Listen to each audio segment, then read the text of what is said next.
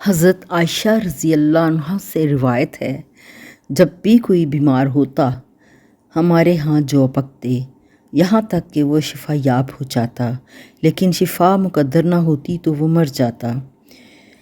طریقہ اس کا یہ تھا، پہلے پانی میں ابالے جاتے جو، جب خشک ہو جاتا پانی تو دودھ ڈالا جاتا۔ میں آپ کو اپنی لینگویج میں بتاتی ہوں کہ 100 گرام جو لے لیں، 1/3 پیالی 1 کلو پانی ابال کر گرنے پر اس کو اتار لیں، جتنا کھانا ہے نکال لیں، کچھ دودھ ڈال لیں اور پھر اس کو دودھ میں پکا لیں، تھوڑا سا شہد ملا لیں۔ یہ سنت طریقہ بھی ہے، جو کہ مختلف قسمیں آتی ہیں۔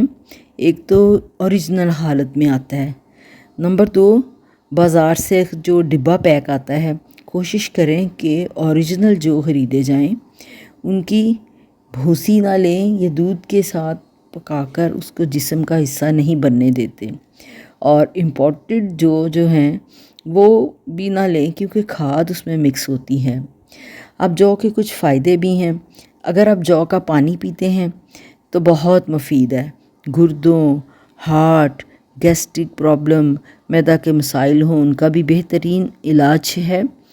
اور اس کے علاوہ جو ہارٹ میں بلاکیج ہو جاتی ہے وہ بھی جو کا پانی پینے سے ختم ہو جاتی ہے۔